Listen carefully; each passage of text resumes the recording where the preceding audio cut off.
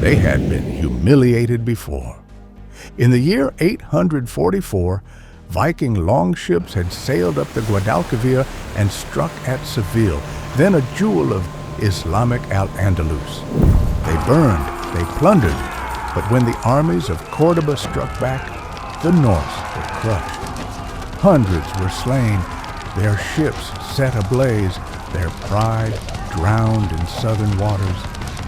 For the Vikings, honor demanded balance, and 15 years later, they would come back, not to Spain this time, but across the sea, to the very shores of Africa itself, to avenge Seville and strike at the heart of Islam's western frontier. If you haven't seen that first battle, the Viking raid on Seville in 844, we've linked it below in the comments. Watch that first to understand where this fire began. Today, we set sail south, beyond the Pillars of Hercules, to a land no Norseman was ever meant to see, Morocco. And this is the battle that made the Vikings take revenge on Islam. By the mid-9th century, the Viking world had reached its peak. From Ireland to the Caspian Sea, Norse sails had become symbols of both fear and fascination. Western Europe had been plundered again and again, monasteries burned, kings ransomed, and rivers turned into highways of conquest. In 859, a great fleet, perhaps 60 ships, assembled somewhere along the Atlantic coast of France or northern Spain. Its captains may have included Björn Ironside and Hastan, legendary sons of Ragnar Lodbrok, who had already ravaged the Mediterranean coasts years before. To them, the world was an open sea, their longships wooden thunderbolts hurled by ambition. The route southward was brutal and daring. The Vikings descended upon Galicia, raiding the coasts of Asturias and seizing whatever tribute the Christian kings could muster.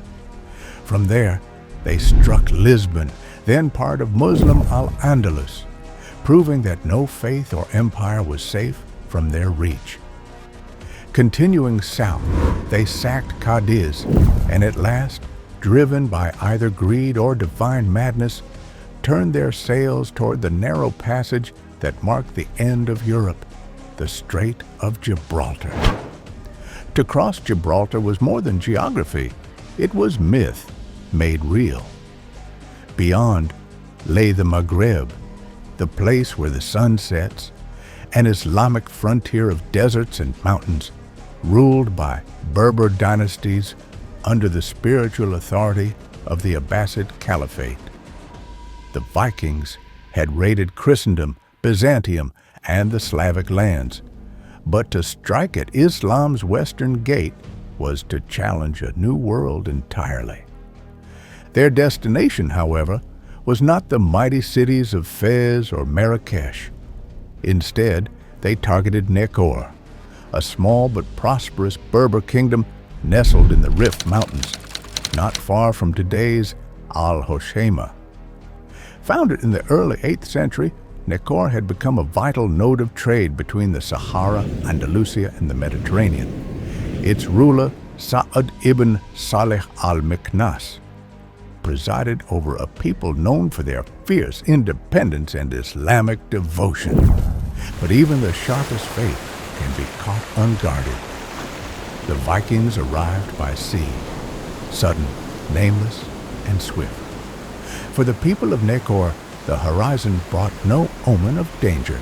They had heard of the Mages, the fire worshippers from the north who raided al-Andalus, but no one believed such demons would cross the sea to Africa itself.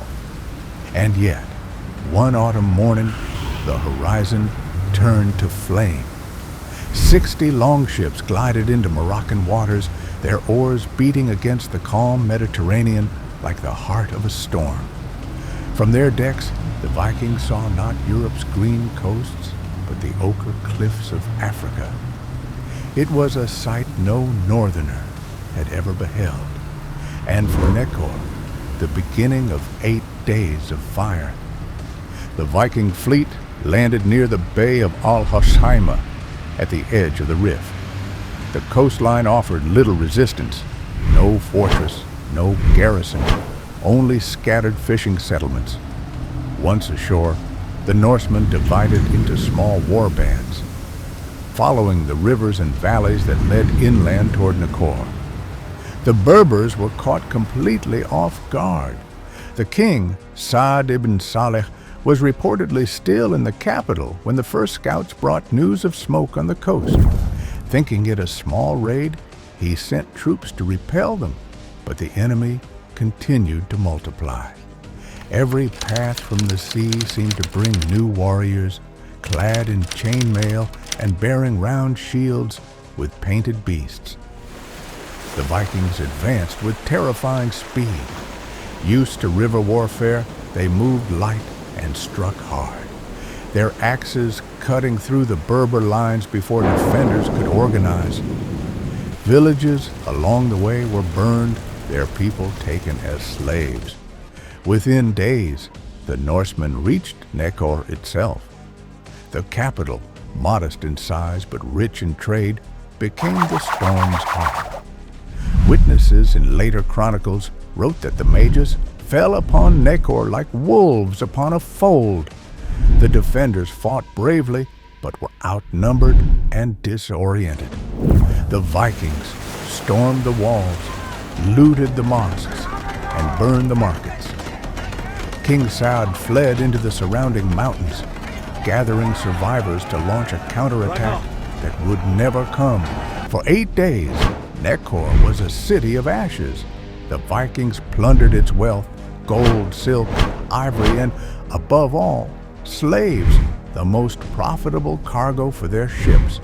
It is said they captured men and women beyond count, selling them later in the ports of al-Andalus and the Balearic Islands. But victory turned sour. Word of the raid spread swiftly across the Muslim world. The governors of al-Andalus and nearby Berber tribes raised fleets to intercept the invaders before they could escape. As the Vikings withdrew to their ships, heavily laden and slowed by prisoners, Berber riders harried their rear. Some Viking war bands were trapped and wiped out in the mountain passes. Others managed to reach the coast only to find enemy sails on the horizon. When the longships finally pushed back into open sea, the hunters became the hunted. Muslim ships from Almeria and Tunis clashed with them off the Moroccan coast.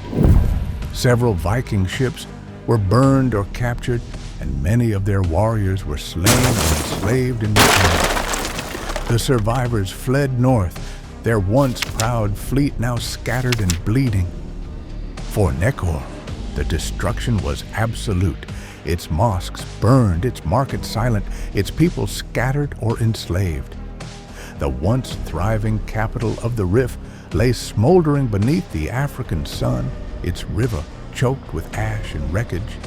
Yet from those ruins rose a legend that would echo through Arabic chronicles for centuries. The Vikings were no longer seen as mere men, but as mages, fire-worshipping demons from the sea, embodiments of chaos that had dared to strike at Islam's western gate.